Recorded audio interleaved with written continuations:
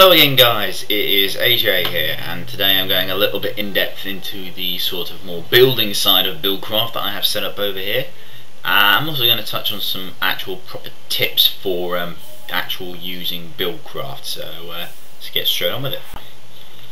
Okay, first of all, this is my quarry collection centre. I use a bit of gold pipes and stone pipe, transport pipes. You see I've got 3 quite larger size quarries. I've got a smaller one there, that was my first one, and this is my depth quarry. This sort of lets me see how deep it is to the bedrock, so as you see, quite deep to go there. And also it helps sort of like gauge where caves and other things are, so I'll know where gaps are. Some of these areas you can see there are large craters. I got bored and I have creative mode in TNT and redstone torches, so you can imagine what I did. I only did it in the larger ones because I wanted to clear some of the upper layers that had bozole in them, and if you detonate stuff it doesn't get collected by the quarry anyway, so that's all good.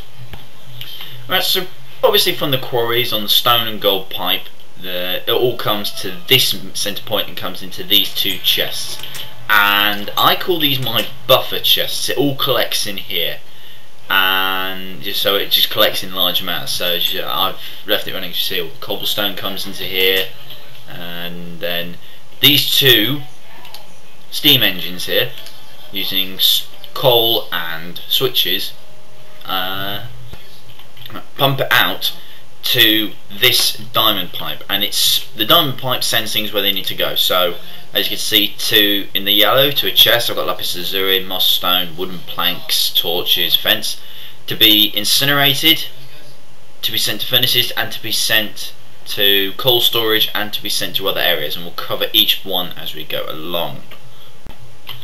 Okay, so as we saw, yellow goes to here, so we've got lapis lazuli and torches that might have been in underground caves. Green comes down to the furnace or the lava here, so that gets anything incinerated. I do switch the cobblestone from here to here, and that's because I will explain that in a second. Right, so all the stuff in the white section, sand, diamond and redstone, that comes up this cobblestone and gold transport pipe and zooms all the way over here, to this diamond pipe. And in the white we have redstone, in the blue we have diamond, in the red we have sand, and in the black cobblestone. So cobblestone comes here. I have a full chest, and so seeing as I've got a full double chest, I thought I'll start incinerating any more cobblestone I get. In this chest comes sand, and this sand comes over here using a redstone engine into these furnaces and gets turned into glass. Redstone comes over here, and last but not least, diamond comes into this chest here. As you can see here, I've got a lot of automated build sort of like workbenches. So it's the standard setup: wood to planks, planks to sticks, sticks to cogs, stone cogs, iron cogs, gold cogs, diamond cogs. And as you can see, I have 5 diamond cogs, 1 gold cog, and a lot. So it all comes over here to build up. Okay, so this is why I've got the automated build stuff in. Okay, over here we have the storage chest for iron, and over here is my gold. And these 4 furnaces smelt the gold, these 4 smelt the iron, and I'll explain a bit more in depth of a few extra parts.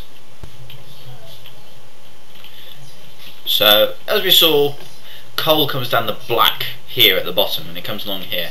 If it comes this way, it's stored here in another buffer chest, which will then deposit it, send it out in group in 1 using a redstone engine. And from the blue, iron ore and gold ore comes along here. So I'm getting stuck. And from this diamond pipe it goes into this buffer chest here for iron, which I've got quite a lot at the minute, and this buffer chest for gold, which is a bit rarer. And then from here I use redstone engines to singly place them into the different ones, and then same on this side.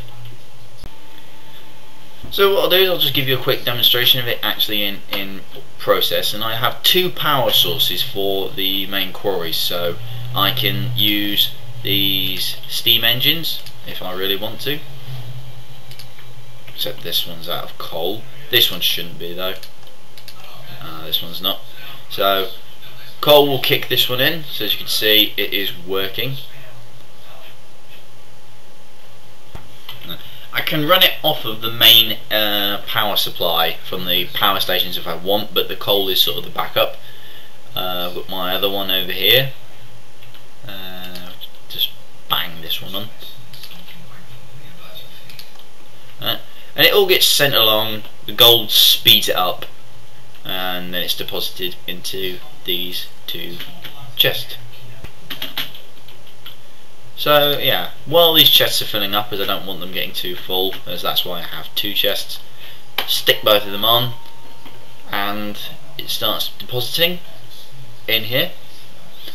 Then from there it comes through here, soups along and comes to the sorting pipe. And as I say, sometimes I switch cobblestone from green to white, but I don't see much point. I use the cobblestone one here to move it along, and stone for these other bits just because it's a lot easier and all sorts. And from here, as it's sorted along, it just gets filtered out. As you see, I'm not getting much useful stuff. I mean, oh, I think I just oh dear, sorry about this. Yeah, just got a bit of coal in here. Right, so it's all quite good. So it would move along, come through here, iron transport pipes to keep it filtered, make sure it goes the right way. Coal will come down here and can go to these two engines. And yeah, I suppose that is pretty much it. I'll now just go over a couple of tips and tricks to help you guys with your stuff. So I'm actually going to start with tip 1 is buffer chests. Very useful. I've got them on my quarry system and my automated table system. It just saves items and you can store them. So if I really wanted, I don't want to continue production or burning and it's getting on my nerves, turn these off, the buffer chests will fill. Use of engines is my second tip. From this buffer chest, a lot of it's just going into here to be sorted, so I use the steam engines. Steam engines allow it to just be sorted, sent out in groups, so not a big problem. But, and here's the big but, when you want to have them go to simple uses, so like we want coal to go into the furnaces, you don't want to send them out in groups of 64 because they'll fill, so use redstone. It pulls them out singularly. Same for the here, I use it one ore at a time, so I can do that. One ore at a time will be pulled out and dispensed. Same thing for coal. And do that for the gold as well. Alright. And see, 1, 2. And you see there the furnaces are starting up because they're burning off, so then they'll automatically start producing iron.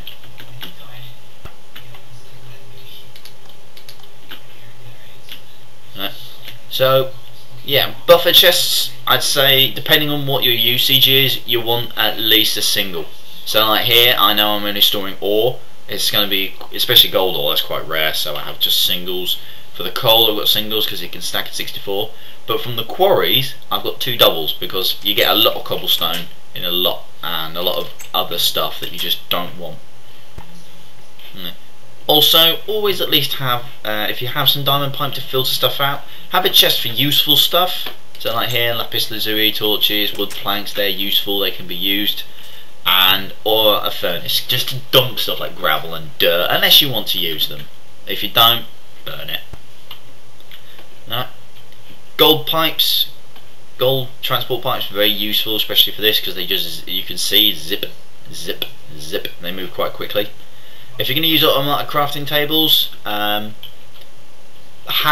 buffer chests. Again, I know I go on about them, but have the buffer chests as attachments, so that way you can use them differently. Like here, buffer chest over gold gear. So you can have this fully automated, just one to the other, to the other, to the other, to the other.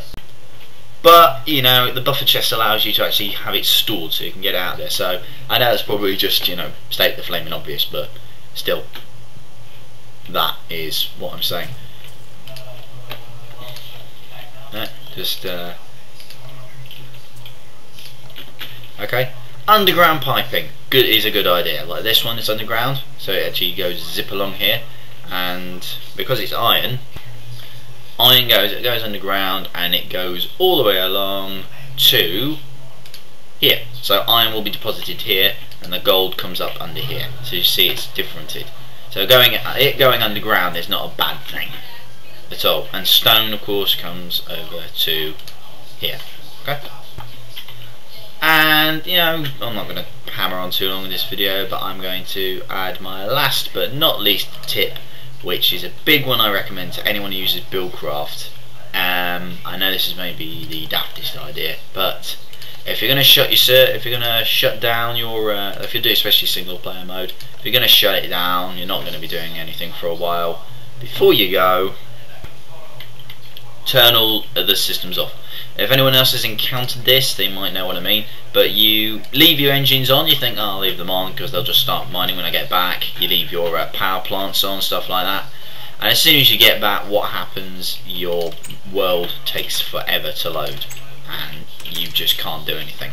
So yeah, well, I hope that was helpful. Just give you what you think. Comment below what you think on the world. I'm thinking of building a version 3 reactor soon, making an even larger one, make it twice as powerful as the version 2, which was twice the power for the version 1. So I'm going to keep getting bigger and better, and definitely maybe expand over that way. I use a you know, sort of like short distance rendering to save space and time, to be honest. But yeah, I hope this was very helpful. I hope it was useful, and I hope it helps you in your buildcraftness. And yeah, final tip: when you turn things off, let them sort of finish. So like, let the last few bits that you were doing be deposited and stuff. But apart from that, have fun buildcrafting, guys. This is AJ signing out.